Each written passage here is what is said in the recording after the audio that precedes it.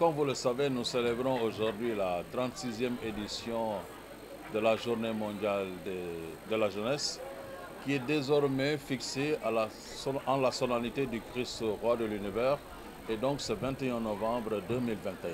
Alors, cette année, nous méditons sur un message du pape intitulé Lève-toi, car je t'établis témoin des grâces que le Seigneur a accomplies en toi. Un message que le pape adresse à chaque jeune pour les inviter à se lever, à ne pas rester là à s'apitoyer sur leur sort, parce qu'il y a une mission qui les attend, une mission qui tourne autour du témoignage en faveur de la paix, de la vérité, du respect dans les relations familiales et dans les relations humaines, et entre autres aussi la défense ou la protection de l'environnement, la planète, notre maison commune.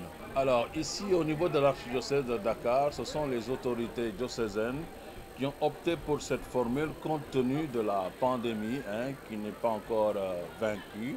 Et donc par mesure de précaution, on a demandé à chaque paroisse d'organiser cette journée au niveau local, et donc pour permettre aux gens de contribuer à continuer à lutter contre cette pandémie. Alors dans le message du pape François pour les jeunes, à l'occasion de la présente édition de la Journée mondiale de la jeunesse, il invite les jeunes à s'engager en faveur de la paix.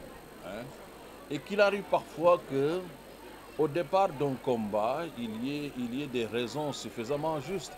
Par exemple, un combat politique qui peut avoir une raison tout à fait juste, une position religieuse qui peut avoir au départ une position tout à fait convenable et acceptable, mais poussée à l'exaspération, évidemment, ces idéaux peuvent devenir des motifs de violence. Alors, il est important d'appeler nos jeunes à ne pas s'engager dans les voies qui conduisent à la violence, mais dans des voies qui permettent de promouvoir la paix, le dialogue, surtout le respect de l'autre. Alors depuis que je suis à Nianing, je peux dire que j'ai observé que les relations entre les musulmans et les chrétiens sont de bonnes relations, des relations d'entente, des relations de cordialité et puis de respect mutuel. Je pense qu'il faut continuer dans ce sens.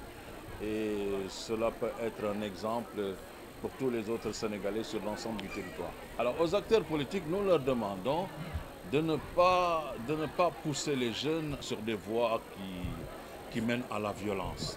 Évidemment, un combat politique peut être noble dans le sens où on travaille au développement d'une collectivité, à la promotion humaine et autres. Mais il ne faut pas qu'au nom de ce combat, on entraîne des gens dans des actes de violence, dans des actes de destruction du bien public. Parce qu'en réalité, comme le dit le pape dans son message, quand on conduit ces jeunes-là dans ces actes de violence, ils sont finalement les premières victimes ainsi que leurs proches.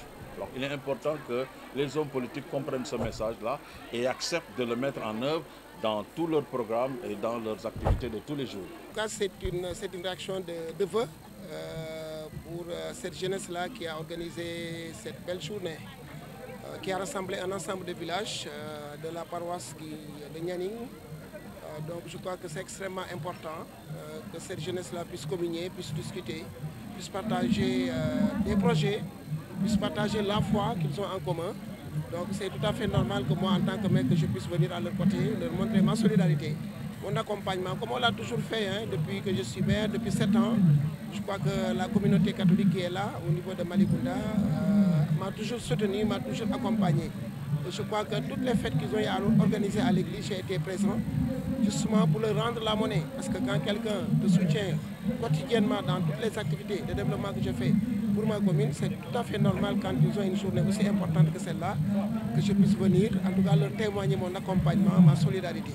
De leur dire qu'ils peuvent compter à tout moment sur moi, puisque voilà, ils sont partout dans le développement et moi je suis dans le développement aussi. Donc je crois que c'est simplement ça qui a motivé en tout cas ma venue ici.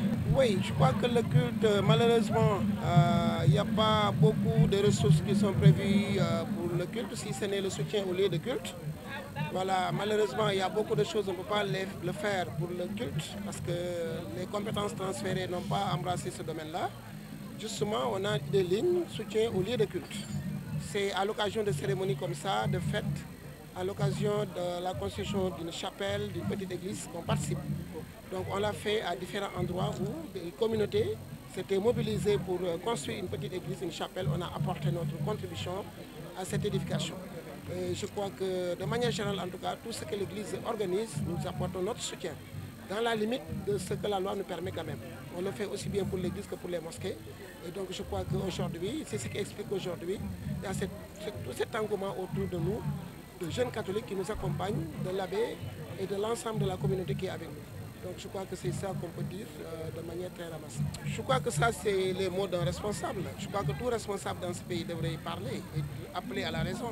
Je crois que les joutes politiques ne sont que des moments instantanés qui passent et que la nation sénégalaise partage, en tout cas, autre chose de beaucoup plus important, c'est qu'on forme une nation, on est lié par le destin et on doit tout faire pour sauvegarder la paix et la quiétude sociale qui doivent régner pour que les uns puissent aller à l'église, les autres à la mosquée, les autres aller travailler. Donc je crois qu'on le félicite pour ce message-là parce que la jeunesse en a besoin.